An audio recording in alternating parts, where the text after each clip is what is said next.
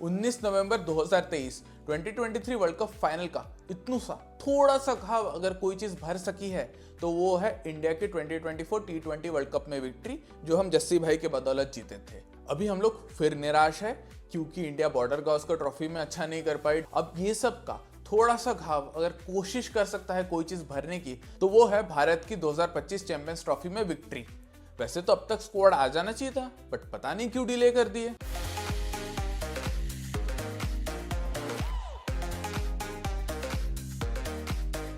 तो pedal SVEEP के ये नए एपिसोड में आप सबका काफी स्वागत है।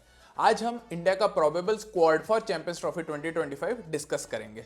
तो वैसे तो 13 जनवरी थी चैंपियंस ट्रॉफी के स्क्वाड अनाउंसमेंट की, बट इंडिया ने डिले कर दिया और अब बोला जा रहा है कि इंडिया का स्क्वाड या तो 18 या 19 जनवरी तक आएगा, ऐसे रिपोर्ट्स के अकॉर्डिंग बोला जा रहा है इनफैक्ट। तो मुझे तो लगता है कि ये लोग जसप्रीत बुमराह और कुलदीप यादव की फिटनेस और अवेलेबिलिटी का वेट कर रहे हैं। अगर ये लोग अवेलेबल है तो वो लोग बहुत इंपॉर्टेंट प्लेयर्स है इंडियन ओडीआई सेटअप में और उनको सिलेक्ट कर सकते स्क्वाड में। अगर नहीं है तो फिर तो कुछ कर नहीं सकते।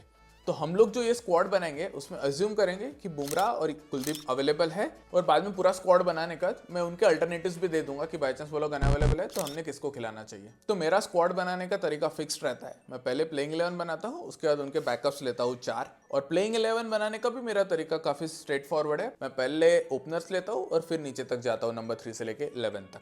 तो अगर इंडिया के 2 ओपनर्स की बात करें तो मेरे फर्स्ट चॉइस ओपनर बहुत ईजी है, वो इंडिया के कैप्टन भी रहेंगे, वो है रोहित शर्मा। काफ़ी क्रिटिसिज्म हो रहा है आजकल उनके बैटिंग पे, कैप्टनसी पे, क्योंकि वो बॉर्डर गावस्कर ट्रॉफी में अच्छा नहीं कर पाए। इवन न्यूजीलैंड के अगेंस्ट इंडिया 3-0 हार गया, जिसमें भी उनका कोई परफॉर्मेंस कोई खास नहीं था। लेकिन ये सब बात है रेड बॉल की, टेस्ट क्रिकेट की। ओडीआई क्रिकेट के Rohit Sharma one of the best openers of all time और probably the best opener right now है ओडीआई क्रिकेट में। 2023 वर्ल्ड कप में बहुत तगड़ा परफॉर्म किए थे, सेकंड लीडिंग रन स्कोरर थे, तो उनका नाम होना ही चाहिए। मेरे लिए फर्स्ट ओपनर वो है। सेकंड ओपनर काफ़ी लोग बोल रहे हैं कि यशस्वी जायसवाल को मौका देना चाहिए, वो बहुत अच्छे फॉर्म में है, लेफ्ट हैंडेड भी है, ये सब बातें सही है, बट मेरे सेकंड ओपनर तो है शुभमन गिल। उनका माना उनका टेस्ट फॉर्म अच्छा नहीं है, पिछले कुछ टाइम से अच्छा परफॉर्म नहीं कर रहे टेस्ट क्रिकेट में, बट ओडीआई के वो तगड़े प्लेयर है, उनका बेस्ट फॉर्मेट है ओडीआई, और वो 2022-2023 में आग लगा रखी थी उन्होंने ओडीआई क्रिकेट में, लीडिंग रन स्कोरर भी थे। उनका ओडीआई वर्ल्ड कप 2023 वैसे तो डिसेंट था, बट प्रोबेबली उनसे एक्सपेक्टेशंस बहुत ज़्यादा हाई थी, इसलिए लोगों को लगा कि उनका शायद ओडीआई वर्ल्ड कप इतना अच्छा हुआ नहीं है। बट वो मेरे हिसाब से बहुत ही अच्छा परफॉर्म करेंगे चैंपियंस ट्रॉफी में, और मेरे सेकंड ओपनर है शुभमन गिल। नंबर 3 मेरे लिए और प्रोबेबली सबके लिए सबसे इजी चॉइस है, वो है Virat the king Kohli. ODI cricket के अनडिस्प्यूटेड चैंपियन, टेस्ट क्रिकेट में कुछ भी हो रहा हो, इधर उधर दुनिया में कुछ भी हो रहा हो, बट ओडीआई क्रिकेट में अच्छा परफॉर्म करना यह है कांस्टेंट फॉर विराट कोहली। बहुत ही तगड़े प्लेयर है, 2023 वर्ल्ड कप में लीडिंग रन स्कोरर थे और मैन ऑफ द सीरीज भी थे, और मैं तो फुल उम्मीद कर रहा हूँ कि ये चैंपियंस ट्रॉफी में भी उनका उसी लेवल का परफॉर्मेंस रहे। और इनफैक्ट मैं तो चाहता हूँ कि चैंपियंस ट्रॉफी में इतना अच्छा फॉर्म हो जाए उनका कि इस फॉर्म को वो यूज़ करके इंडिया वर्सेस इंग्लैंड जो टेस्ट सीरीज होगा आईपीएल के बाद, उसमें भी बहुत अच्छा परफॉर्म करे। अब अगले प्लेयर का जो मैं नाम लेने वाला हूँ वो मेरे हिसाब से इस इंडियन बैटिंग लाइनअप में सबसे इंपॉर्टेंट प्लेयर रहेंगे। दुबई की कंडीशंस काफ़ी स्पिन फ्रेंडली होती है, और इंडिया की बैटिंग लाइनअप पे इतने में तो काफ़ी ज़्यादा क्रिटिसिज्म हो रहा है कि इतना अच्छा बैटिंग नहीं कर सकती, स्पिन फ्रेंडली कंडीशंस में स्पिनर्स को खेलना नहीं आता। लेकिन एक प्लेयर है जो इंडिया के बेस्ट स्पिन प्लेयर है, वो है श्रेयस अय्यर। 2023 वर्ल्ड कप में भी बहुत अच्छा परफॉर्म किए थे नंबर 4 पे आके, और आई एम श्योर कि इंडिया के लिए चैंपियंस ट्रॉफी में भी नंबर 4 पे आके दुबई में बहुत ही तगड़ा परफॉर्म करेंगे। नंबर 5 पे मेरे विकेट कीपर है केएल राहुल। उन पे काफ़ी क्रिटिसिज्म हुआ था वर्ल्ड कप फाइनल में, लेकिन मेरे हिसाब से ओवरऑल वर्ल्ड कप उनका काफ़ी अच्छा था, और इवन इंटरनेशनल क्रिकेट की फॉर्म की बात करें तो इनका बाकी सारे प्लेयर्स से तो काफ़ी अच्छा चल ही रहा है। अब नंबर 6 पे वर्ल्ड के one of the best white ball allrounders है, वो है हार्दिक पांड्या। हार्दिक पांड्या एकदम तगड़े टॉप 6 के बैट्समैन है, और इनफैक्ट 6-7 ओवर भी डाल सकते हैं, ज़रूरत पड़ने पे पूरे 10 ओवर भी डाल सकते हैं, तो काफ़ी टॉप क्लास ऑलराउंडर है, और मुझे नया हार्दिक पांड्या काफ़ी पसंद आ रहा है। हालांकि उनके एस्पिरेशंस है रेड बॉल क्रिकेट खेलने की, लेकिन वो अपना पूरा फोकस आजकल T20 और ओडीआई क्रिकेट पे डाल रहे हैं, जो बहुत ही अच्छी बात है उनके लिए, उनकी फिटनेस के लिए, इंडियन क्रिकेट के लिए भी। नंबर 7 पे मेरी टीम में है रविंद्र जडेजा। अगेन काफ़ी लोग इनको भी टीम में नहीं रख रहे, ये बोल के कि इनका फॉर्म अच्छा नहीं चल रहा, इतना कंट्रीब्यूट नहीं किया पिछले कुछ टाइम में, बट तो मेरा बोलना है कि जो नंबर 7 नंबर 8 इस टाइप के प्लेयर्स होते हैं और जो ऑलराउंडर होते हैं स्पेशली, उनके पास इतना ज़्यादा अपॉर्चुनिटी मिलता नहीं है हमेशा कि कुछ ना कुछ कंट्रीब्यूट कर सके। कभी बैटिंग मिलेगी, कभी बॉलिंग मिलेगी, हो सकता है कभी दोनों ना मिले। और इंडिया का टॉप ऑर्डर इतना अच्छा है कि उनकी बैटिंग आने के चांस ही कम हो जाता है, इसलिए उनको ज़्यादा अपॉर्चुनिटीज़ नहीं मिले खेलने की। लेकिन वो बहुत तगड़े प्लेयर है, इजीली नंबर 7 पे एज ऑलराउंडर फिट इन कर जाते हैं। अब ये देखो, दुबई की कंडीशन स्पिन फ्रेंडली है, तो जो नंबर 8 प्लेयर है, मैं चाहता हूँ मेरा थर्ड स्पिनर खेले। मतलब जो मेरा प्राइमरी स्पिनर तो रहेगा, उसके बाद सेकंड स्पिनर हो गए जड्डू, तो थर्ड स्पिनर मैं चाहता हूँ नंबर 8 पे खेले, और वो है अक्षर पटेल। अक्षर पटेल क्या फॉर्म में चल रहे हैं, बहुत ही तगड़ी बैटिंग कर रहे हैं, बहुत ही तगड़ी बॉलिंग कर रहे हैं। T20 वर्ल्ड कप में बहुत अच्छा परफॉर्मेंस था, और उस परफॉर्मेंस की वजह से उनको अभी वाइस कैप्टनसी पे एलिवेट भी किया है India versus England T20 series में। तो मेरे को बहुत उम्मीदें हैं अक्षर पटेल से, और नंबर 8 पे बहुत ही तगड़े प्लेयर हो जाएंगे। हार्दिक, जड्डू और अक्षर मिलके उनको सिर्फ 20 ओवर देने हैं, जबकि वो 25-26 ओवर देने की कैपेबिलिटी रखते हैं, और नंबर 8 तक बैटिंग डेप्थ भी मिल जाती।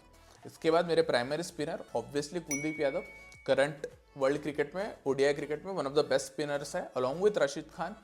लेफ्ट आर्म चाइनामैन है, बहुत ही रेयर स्किल सेट भी है, और स्पेशली जब से उन्होंने पेस बढ़ाया उनका और इंटरनेशनल क्रिकेट में कमबैक किए, तब से बहुत ही तगड़ा परफॉर्म कर रहे हैं। तो Kuldeep Yadav is my primary spinner. उसके अलावा दो पेसर्स रखने हैं अपने को, नंबर 10 और नंबर 11। एक तो हो गए Jasprit Singh Bumrah without the doubt, और सेकंड पेसर में मैं काफ़ी सोच विचार कर रहा था, या मोहम्मद सिराज को लिया जाए, जो अब तक वर्ल्ड कप भी खेले हैं और अब तक सेकंड पेसर रहे थे इंडियन ओडीआई में, या अर्शदीप सिंह को ले, जो रिसेंट ओडीआईज में ठीक ठीक अच्छा परफॉर्म किए इनफैक्ट, और लेफ्ट आर्म एंगल भी देते हैं। तो मैं सोचा कि सिराज का फॉर्म वैसे भी कोई खास चल नहीं रहा है, और वो उनके बेस्ट पे भी ऐसा नहीं बहुत ही तगड़ा कर पा रहे। Arshdeep Singh T20 world cup में भी अच्छा किए, प्लस लेफ्ट आर्म एंगल भी प्रोवाइड करते हैं, और यंग भी है, अपसाइड भी बहुत ज़्यादा दिख रहा। तो मेरे इसमें आ गया कि चलो, मतलब बहुत ही क्लोज कॉल था, सिराज अर्शदीप, लेकिन फिर मैं बहुत सोच विचार करके मेरा सेकंड पेसर हो गया अर्शदीप सिंह। ये हो गई मेरी प्लेइंग 11 मेनली मोस्ट मैचेस के लिए। अब कई बार ऐसा होगा कि हमें 3 स्पिनर नहीं 3 पेसर खिलाने हैं, तो एक प्रॉपर थर्ड पेसर भी चाहिए ही चाहिए हमें। तो वो मेरे लिए हो गए मोहम्मद शामी। मोहम्मद शामी एकदम बढ़िया परफॉर्म किए थे पिछला वर्ल्ड कप, इवन उसका पिछला वर्ल्ड कप, बहुत ही तगड़ा पेस है, और अगर वो फॉर्म में है तो सारे विकेट ले डालते हैं वो। अब आपका सवाल ये रहेगा कि जब मैं अर्शदीप और सिराज के भी सोच रहा था और बहुत ही क्लोज डिसीजन था, तो मेरा जो थर्ड पेसर का स्लॉट है वो तो सिराज को जाना चाहिए ना। तो मेरा तो ये सोचना है कि जो प्राइमरी दो पेसर्स रखते हैं अपन टीम में, वो दोनों ऐसे प्लेयर्स होने चाहिए वो जो डेथ बॉलिंग कर सकते हैं।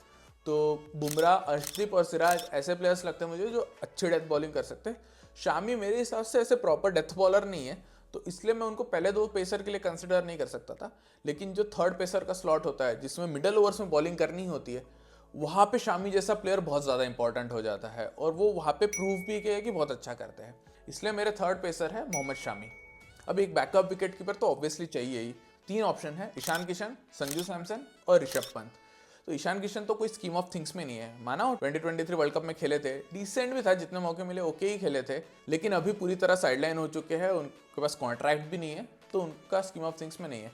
संजू सैमसन को मैं बहुत पसंद करता हूँ, और मेरे हिसाब से primary first choice wicket keeper होगा T20 में, लेकिन ओडीआईज में मेरे सेकंड विकेट कीपर रहेंगे Rishabh Pant. Left handed batsman भी है, तो इंडिया का जो प्रॉब्लम है कि टॉप 5 टॉप 6 में कोई लेफ्टी बैट्समैन ही नहीं है, तो ये वो चीज़ सॉल्व कर देते हैं।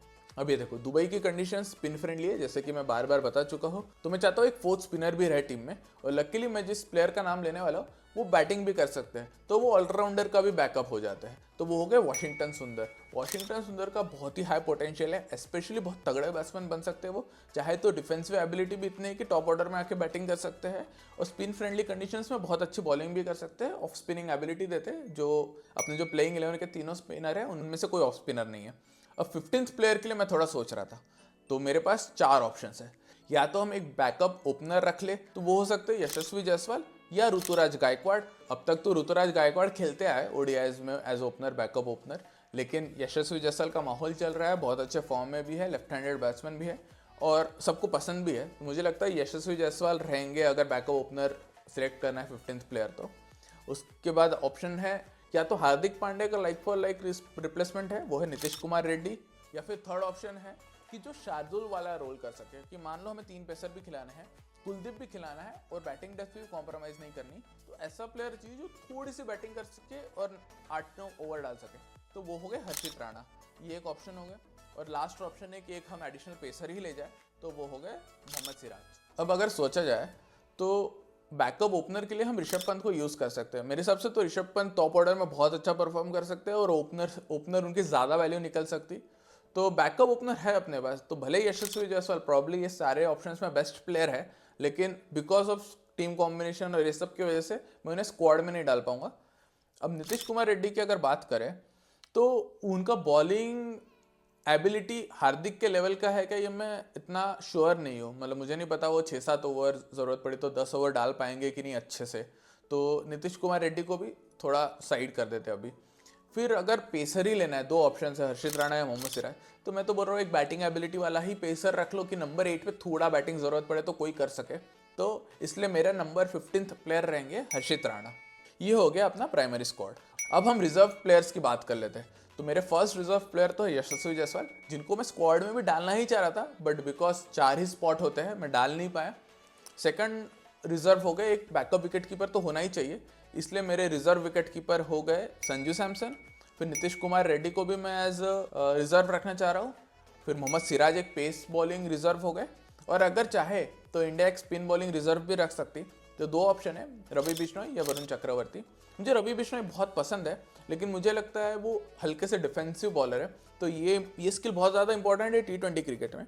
ओडीआई क्रिकेट में भी इंपॉर्टेंट है, बट मेरे हिसाब से ओडीआई में अभी भी थोड़ा वैल्यू है विकेट टेकिंग एबिलिटी में। और वरुण चक्रवर्ती का फॉर्म बहुत अच्छा चल रहा है, विजय हजारे ट्रॉफी में बहुत अच्छा कर रहे हैं, और टीम मैनेजमेंट को भी वरुण चक्रवर्ती बहुत पसंद है।